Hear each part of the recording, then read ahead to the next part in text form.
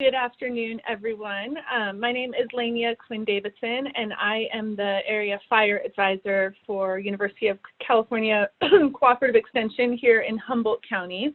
And Jeff Stackhouse is the Livestock and Natural Resources Advisor in our office, currently in our homes.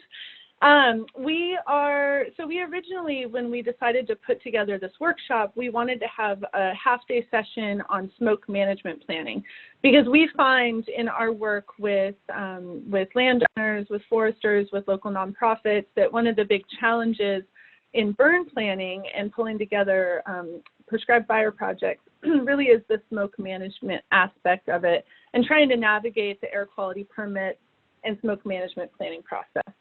So our original intent with this workshop was to get you all together in the same room, bring in your prescribed fire projects, and be able to sit down with you and actually produce draft versions of smoke management plans for your projects, and make maps and have Deborah Harris in the room to review things.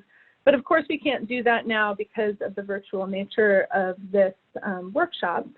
So what we're going to do today is give you kind of an overview of the permitting process and the smoke management planning process in our district, but we're trying to generalize it out so it makes sense for folks who aren't in the North Coast Unified Air Quality Management District as well. Deborah Harris is also giving a talk, which you'll have access to, that goes into more of the nuts and bolts of permitting in this district. And so she'll cover some of the more nuanced details of this district's process. But Jeff and I are really hoping to give you the big picture and give you some tools that'll be useful for you. So we wanted to start out talking a little bit about state policy around air quality, because it's useful to understand that there's kind of this bigger context, and then you drill down to the individual districts, and they have their own rules and processes as well.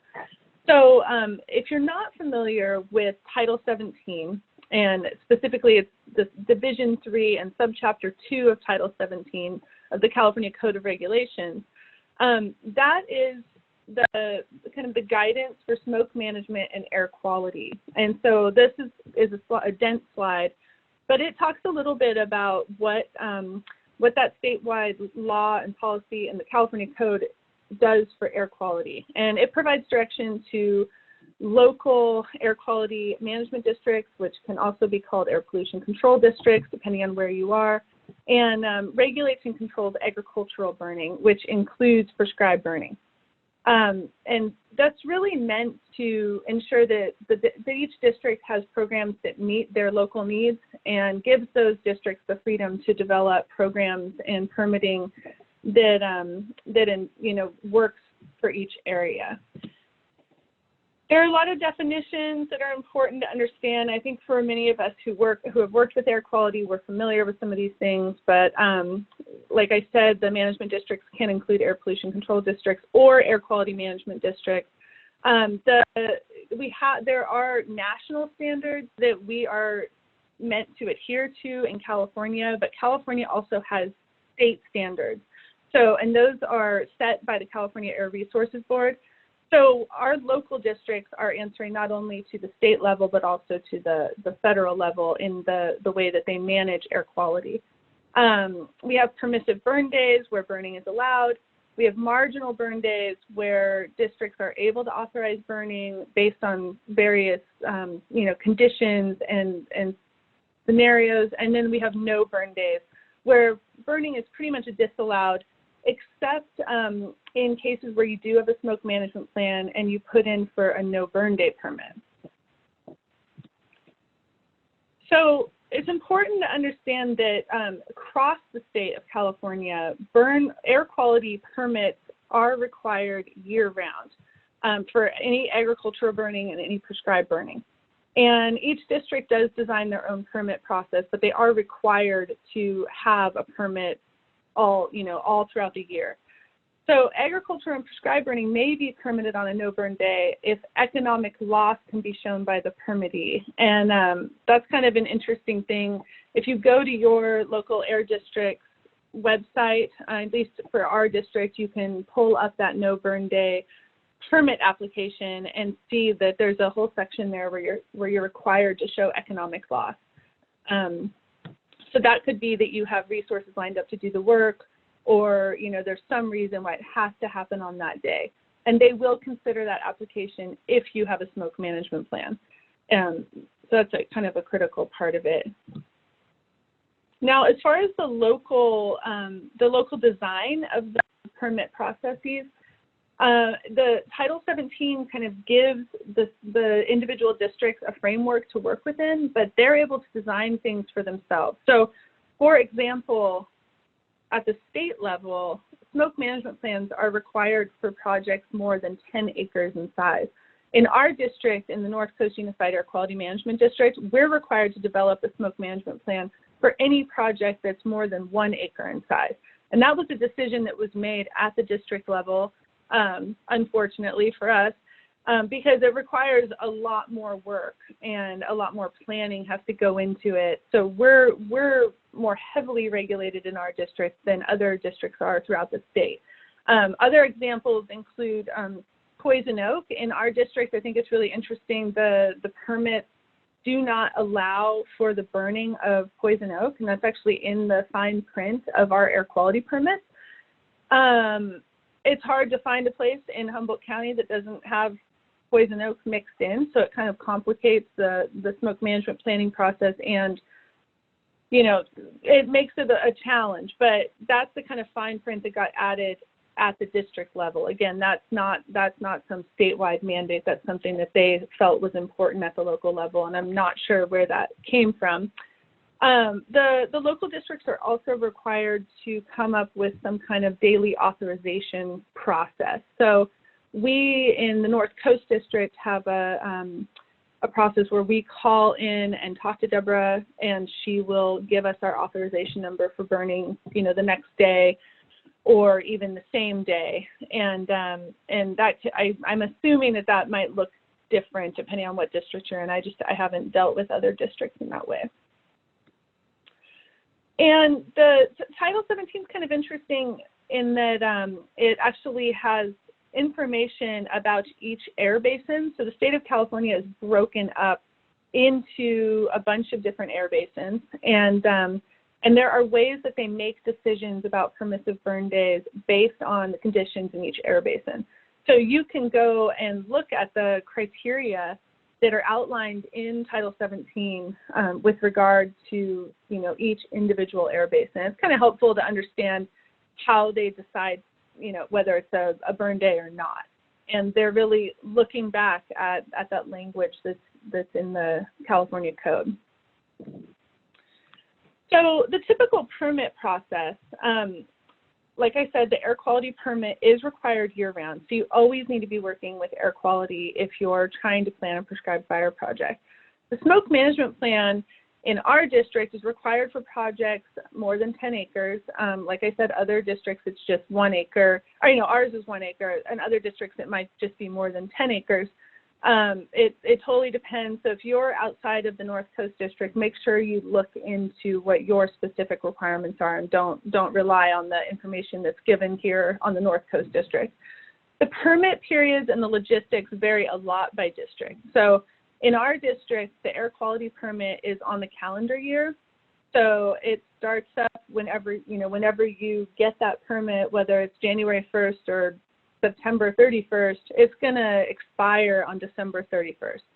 The smoke management plan, on the other hand, is a 2-year permit cycle from the date of issuance. So if you get your smoke management plan approved on October 20th of 2018, it's going to be good until October 20th of 2020. And it can be difficult sometimes to remember, how old is your smoke management plan? Do you need to amend it? Do you need to update it? And so it's important to remember that those things don't always have the same time frame. There are also different ways to submit your permits and your smoke management plan. So in our district, we do, often the actual permit can be done either online or in the office or through the mail. And the smoke management plan is typically done kind of in person or over the phone with a hard copy a paper copy. We haven't fully moved to using PFERS, which is the online system. And I think Deb in her talk is covering PFERS to some extent. And we are moving in that online direction. But for now, the smoke management plan for us is really kind of a paper situation. One thing we did want to mention is how important coordination is when you have multiple parties working on one property. So we encounter this a lot, Jeff and I do, because we work with a lot of large landowners in Humboldt County who also have contractors working on their property. They might have foresters who are organizing projects. They might have other government agency folks who are helping pay for other projects.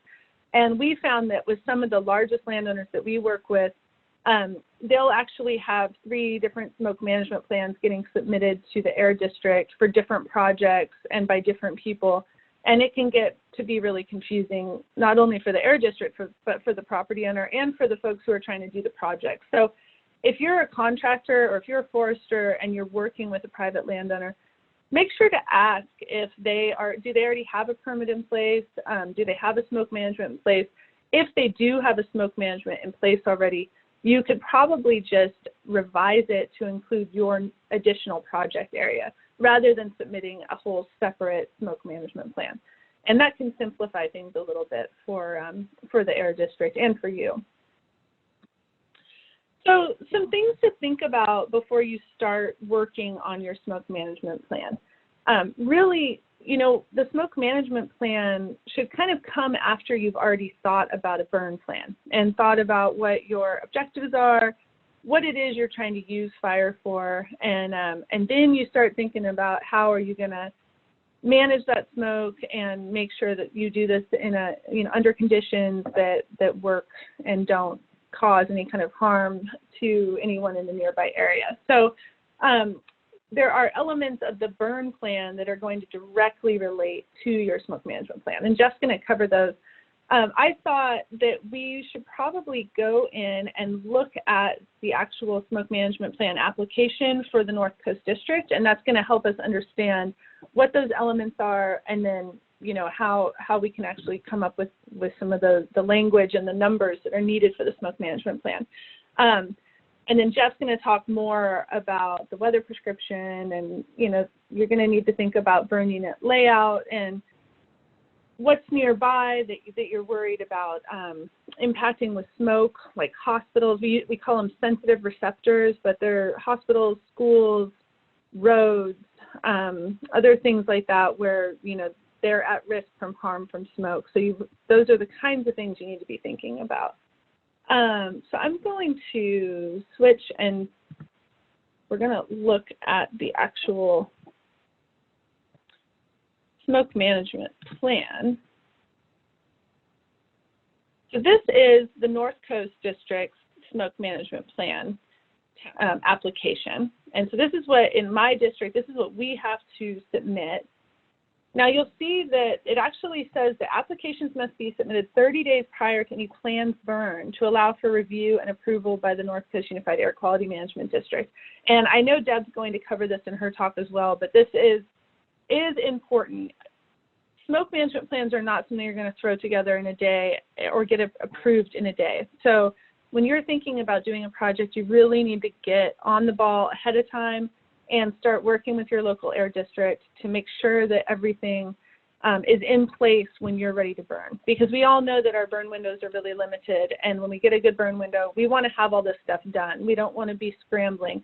And I've done a lot of scrambling, and it works better if you have it in place ahead of time. So this is all just kind of the, you know, the basic information about calling to get a burn authorization number, making sure it's a permissive burn day, you know, all kind of the basic stuff. But I really wanted to get into the application and show you what kinds of information they're looking for. So, you know, just your basic contact information. And this is the part where the coordination is important, especially if you're working on someone else's property. And if the applicant can be different than the property owner, and that's fine. But again, just make sure you're coordinating with that. You all already will have needed to get your air quality burn permit. So you see that they're asking for that here. Location of the burn, the type of material. So In that area, you know, you're actually selecting the fuel type that you're burning, and they want to know if that was cut or logged previously, you know, is it seasoned, basically. Now, in a broadcast burn setting, that doesn't always make sense. So if we're burning grass or if we're burning in an understory, you just put not applicable on if it was logged, or, you know, if it wasn't logged or cut and it's just the natural fuel type, then you don't worry about that. These smoke management plans pertain to all different kinds of burning. So you'll see that you have to check broadcast if you're talking about prescribed fire. There are other, you know, you might have piles, things like that. And I find that the smoke management plan gets a little frustrating when you have several different projects that are different types of things. And so, like, if you have a unit that's all piles, and then you have another unit that's maybe a understory burn, and another unit that's a grass burn, and it's hard to account for all of that easily on the smoke management plan. So you would check all those boxes, and then you'd have to calculate the tonnage separately for each of those units. And Jeff's going to talk a little bit about calculating the tonnage. You know, duration of the fire, how long is it going to be, the elevation and aspect. Now, identifying all the potential smoke-sensitive areas within 5 miles of the burn. In our district, that is for any project that's less than 100 acres. When you get over 100 acres, you have to actually map out all the sensitive receptors within 20-mile radius. So bigger projects definitely take a little more planning and more thought about what's around you. In Humboldt County, a lot of our projects are remote, and we find that our sensitive receptors tend to be highways rather than hospitals or airports or things like that. But schools are also important. Of course, no one's in school now, so I was actually talking to someone from Cal EPA yesterday about sensitive receptors, and she pointed out that very few sensitive receptors are even in use right now because schools are closed and no one's driving. And that was kind of an interesting perspective. But anyway, so you have to outline that stuff, and then you do have to have a map that shows those things. The prescription, now this doesn't need to be a detailed prescription like you'd find in a burn plan. At the minimum, it needs to include the wind direction, and that's really the most important thing in the smoke management plan, is understanding the wind direction and how that's where that's gonna push your smoke. So we find that in our district, even if we have a project that's in a really remote area and there are no sensitive receptors anywhere nearby, they still don't want us to say that any wind direction would work. And I'm not totally sure why that is, but in general, you kind of need to be more specific and say, you know, anything but a northeast wind would work, or nothing but a northwest wind would work for this project. So if you're directly adjacent to town or to a hospital or something like that, your wind direction is going to have to account for protecting that sensitive receptor. And then you have to think about if you have smoke impacts that you weren't anticipating, what are you going to do about it? And how are you going to get that? How are you going to put the fire out and stop causing that problem if it starts? So this kind of language can tend to be pretty standard. You know, you can say what resources you're going to have on site. Are you going to have water? Are you going to have assistance from CAL FIRE? You know, what are you going to do to make sure that you take care of that if you run into a problem? Actions that will be used to minimize smoke emissions. This, you know, what are you doing to make sure that you don't just have a bunch of wet, smoldering fuels that are going to create a lot more smoke than necessary. So there are some suggestions there in how you might deal with it, and it's going to depend on your project. And then the notifications. So notifications are great, especially if you're doing a bigger broadcast burn. It's important to notify CAL FIRE for sure, neighbors, the sheriff. I like to notify the sheriff. And so you just outline that there and let them know what notifications you're planning to make. And then you sign it and you send it in. There is this spreadsheet as well at the end, and this is where you would outline if you have separate units. So if you have the pile unit and the timber unit and the grass unit, you're able to outline each of those on the spreadsheet and calculate the number of acres and whether it's broadcast or piles, and then the wind prescription and some other remarks. And that's going to be really critical for the air district to review each individual unit and know what you're talking about. So they also include some tonnage calculations. Now, these are just for piles.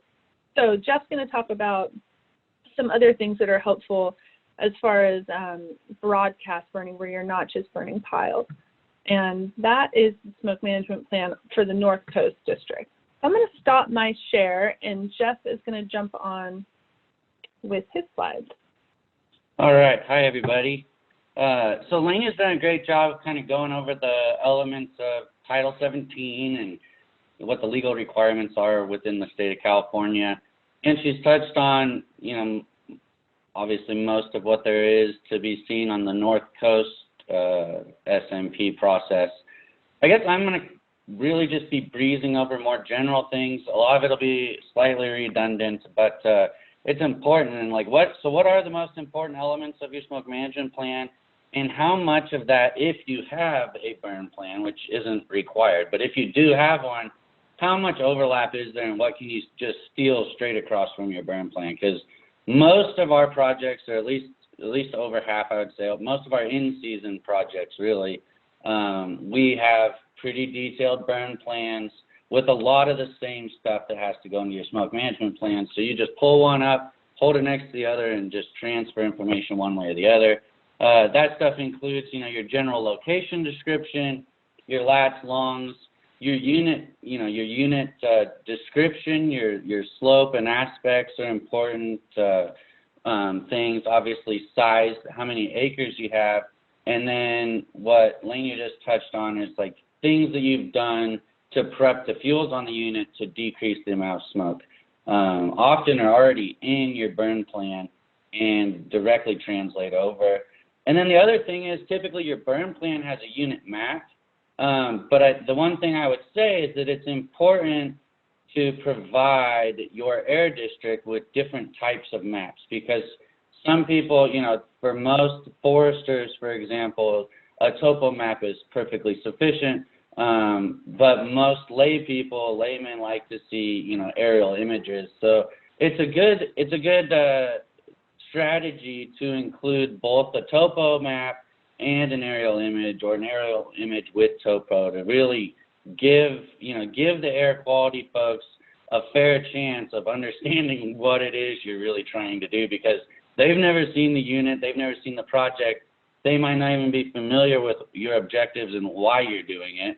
I learn of new burn objectives every day, or at least every week, it seems like. So people are burning for all sorts of weird reasons and in all sorts of weird places, and I think that the more you can explain and the more you can provide in terms of mapping tools is the better. So one way to make a smoke management plan map is to go to caltopo.com, and it's a great and simple online map making resource. And basically the radius rings, or they call them range rings is what they call them. So for our district, anything over 100 acres needs a 20-mile ring. So you can go on there, type in 20 miles, add the coordinates, add your range ring, and it'll provide you a map. At the very end of this talk, for the folks that aren't familiar with map making tools, like Esri or Google Earth or others, if you don't have a favorite map making tool to make those rings, I'm going to go through at the very, very end how to get on to CalTopo and make your rings for your projects, because it's not at all difficult. It's a 5-minute process, but if you haven't done it, it could take you an hour. So the other tool that I think most foresters are going to be familiar with is Avenza, but it's a great app for in-field tracking and drawing unit boundaries. And the day of the burn, if you are that organized, it's great if everybody that's on the team, if you're that organized and, everybody has self-service or was able to upload the maps, It's great if everybody on the team has events on their phone, because then they can look at it and see where they are in relation to the map, because oftentimes your burners aren't familiar with the unit as much as you are either. So that's a great app, and one that I encourage folks to use.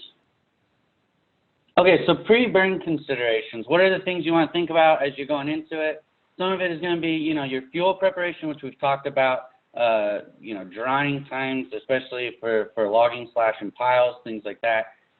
Agency awareness is important. Not only do you need to, notify the public with road signage and talk to your neighbors, and if it's a big project, maybe, Facebook or radio announcements, but you really, really should contact your local fire agency, CAL FIRE, Sheriff's Office, and obviously the Air Quality District, because it's required.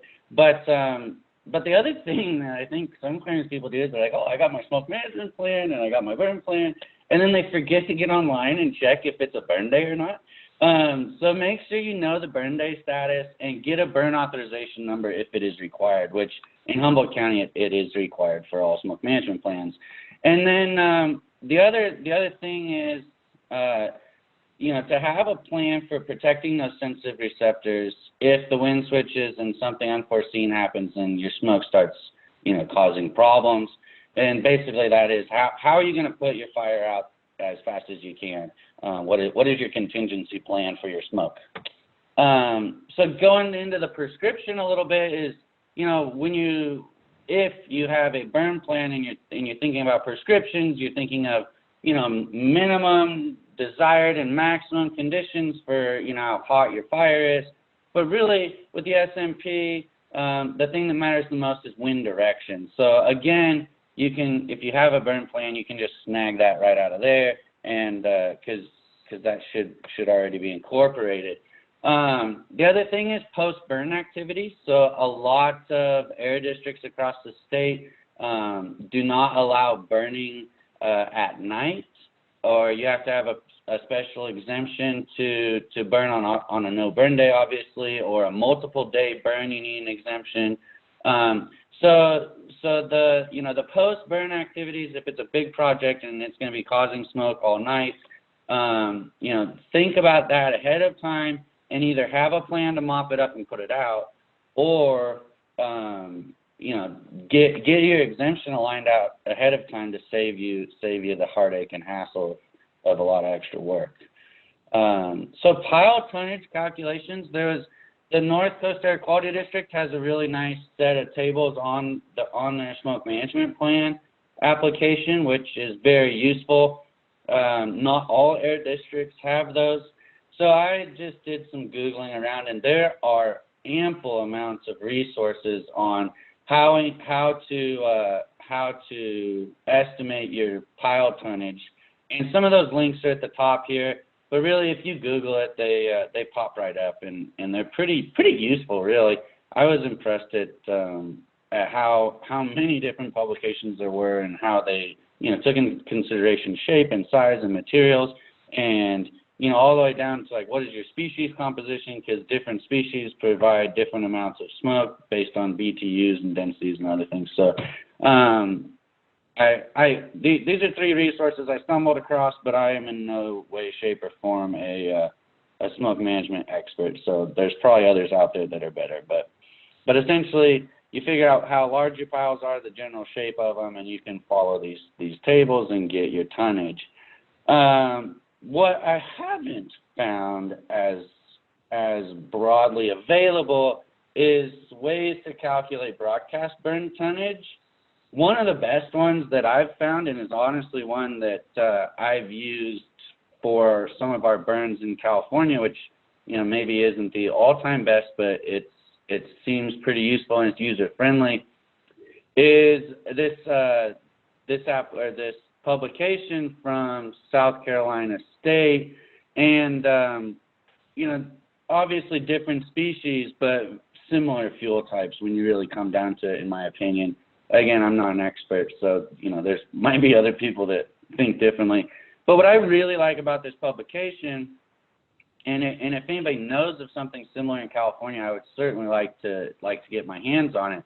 But what I like about it is you can see the table on the left, there's this typical fuel loadings for different kinds of litters, and then it keeps it pretty simple and user-friendly, just 3 categories of, is it a lot of pine litter? Is it, medium amount of pine litter? Or is it old growth duff stand, with multiple years of decadent, mostly composted pine litter that is going to smolder and make a lot of smoke.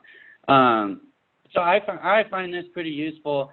And then the thing that's really great about it is it's paired with pictures. So I know these are pretty small on the right, but if you go to the link at the top, it's really worth your time to look at it. And if you're going to be doing broadcast burning and you're new to calculating fuel loadings, it's a great resource. And you can go through and look at it, and it just kind of gives you, a way to ballpark what it is you're looking at. So it gives you these pictures, and then it gives you in each of these pictures, these are the different things. So if you look at the one at the bottom, a lot of California looks like that thick, pine hardwood litter, medium fuel loading, 7 tons per acre ballpark. So it gets you in the guessing game anyway. Because I feel like a lot of people, especially, non-foresters, landowner types, including myself, really have no idea at the beginning of the day what, how to get to these calculations and what it even looks like on the ground. Okay, great, I calculated it. What does it look like?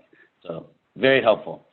So the other thing that I wanted to mention is whenever possible, build maximum flexibility into your burn plans and your smoke management plans, because oftentimes you can build that flexibility into a burn plan and then you forget to incorporate it into your smoke management plans. And Lenya talked about that, just kind of touched on it, but as we go in and out of prescription for different fuel types, it's important that your smoke management plan is able to move with you with the weather and with the opportunities that are presented for you, right?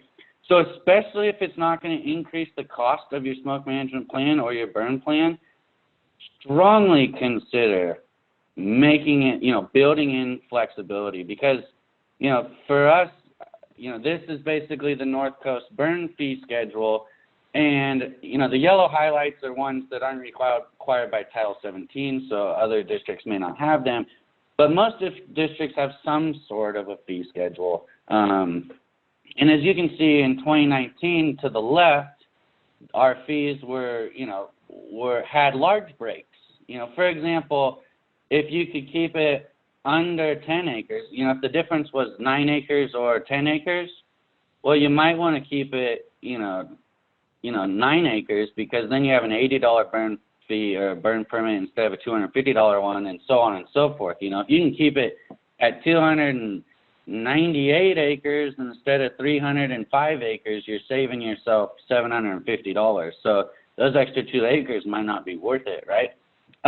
So as you're thinking about things, maybe if you have a 150 acre burn, grass burn that you want to do, well, if you're going to pay the $500 anyway, maybe you should think about adding a couple winter oak burns or other things, or pile projects, things like that, isn't going to cost you anything more, and you get more bang for your buck.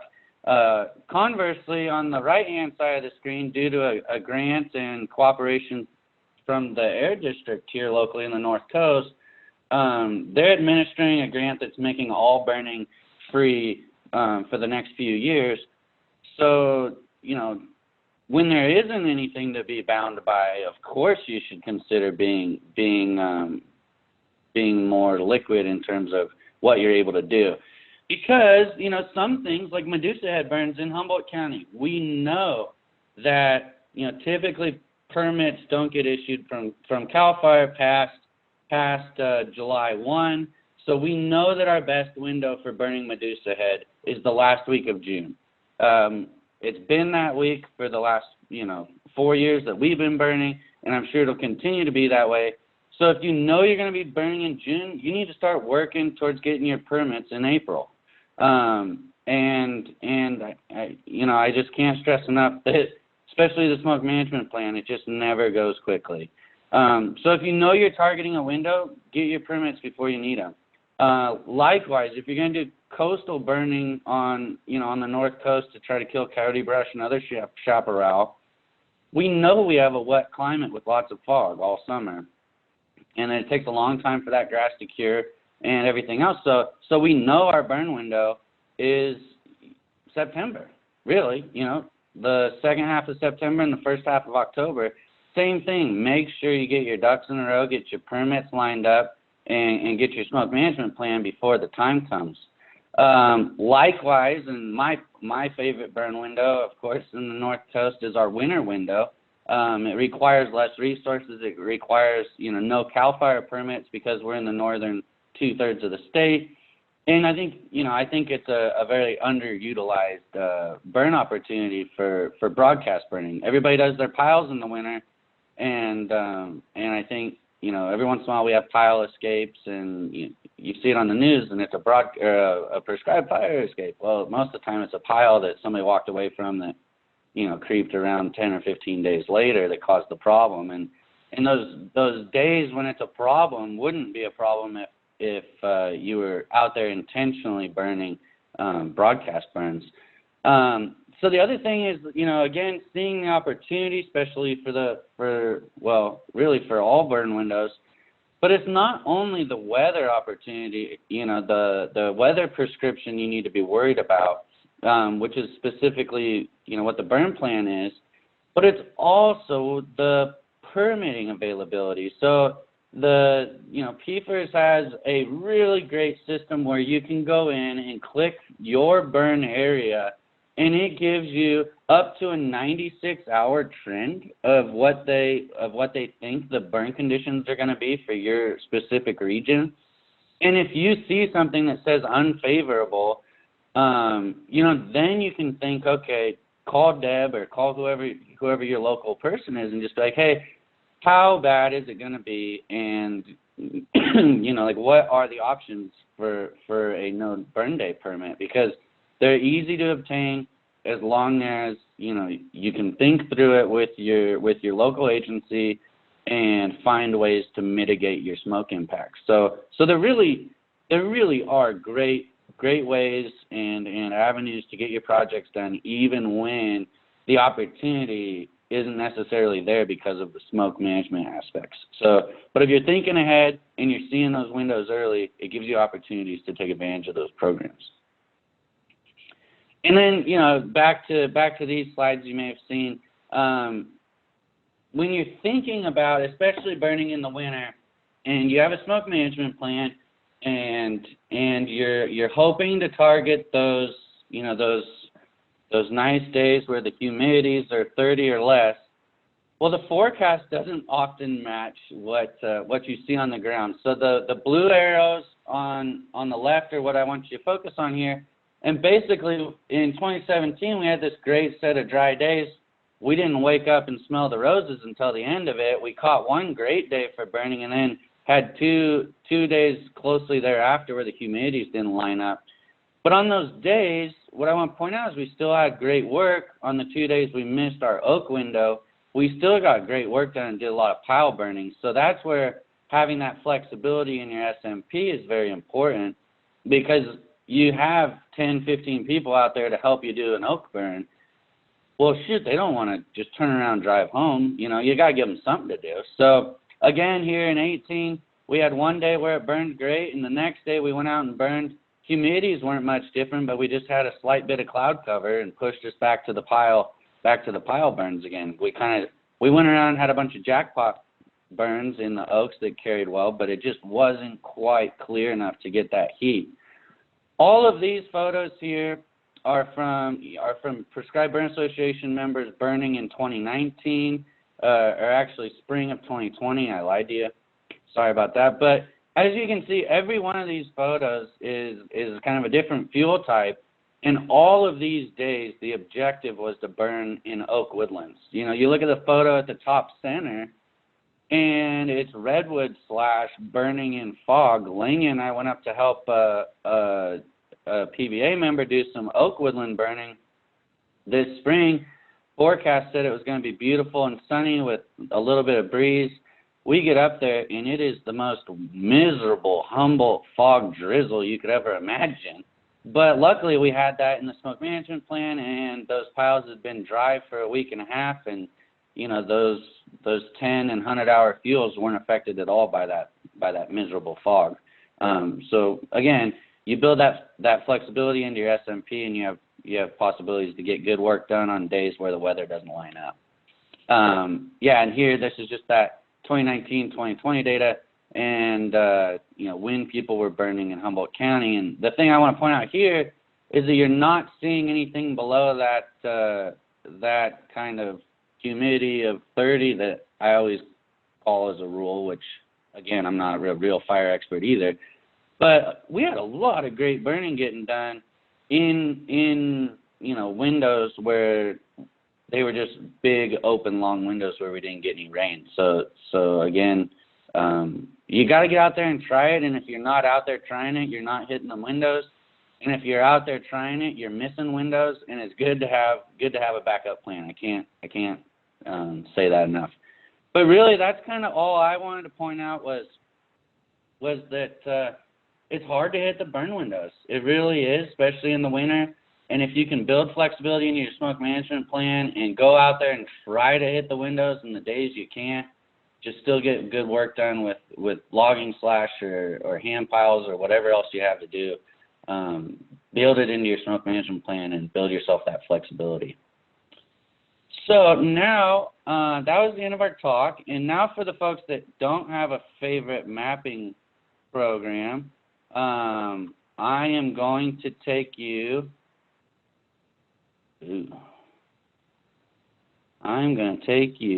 and show you how to do the CalTopo. So if you just type in caltopo.com into the top of your screen, it'll take you to the landing page here, and it takes a little bit of wandering around every once in a while, but really it's not too tough. All you got to do is go up here to the upper right and click Start Mapping, and it'll take you to an image of the United States, basically. It knows me, so it brings me to Northern California. But essentially, you can zoom into your area wherever that is, right? So we can come into here, come out to the hills outside of Bridgeville somewhere. And as you scroll around, if you look in the upper right-hand corner, you can see, you can really find and pinpoint your coordinates, right, in the upper right. And I'm not good at, I'm sure there's ways to do it where you can drop a pin and then make the map go off your pin, or the border go off your pin, but I never can figure it out. So I just have to write down those numbers where I want them. And then I come over here and I say Add New Object, right? And I go Range Ring.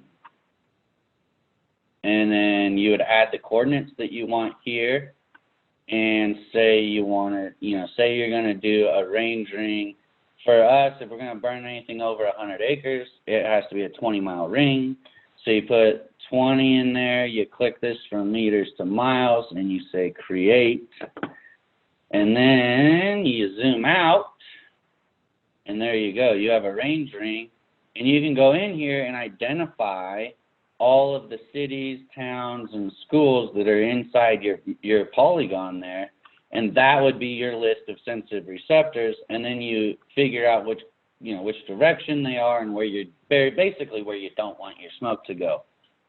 The last thing I want to point out here, though, is that you can go up here to Print and say Print to PDF, and this is pretty handy because then you can just drag. This is basically an 8x11 sheet of paper. So you can drag your 8x11 over here, and you go here and you say Generate PDF. It takes a little bit of time, but it'll pop out a PDF that's going to be perfect size on an 8.5x11 sheet of paper. So then when you want to, send it to your local air district folks, you can just print it, hand label it, or type over it, or do whatever you want, and send it in. And it's an easy way to do your 20-mile radius. And then you could go in on Google Earth or whatever your favorite mapping mapping tool is to do your air quality image with your polygons. So there's the PDF. It has your scale at the bottom, and and it shows everything that's within your 20-mile circle of your project area. So there's more you can do with CalTopo, but this is one of the easy things that I think the radius is what some folks get hung up on, and it's a darn easy way to check the box and give your required documentation to your local agency. So that is all I have to share with you today. Thanks for watching us, and good luck in the future.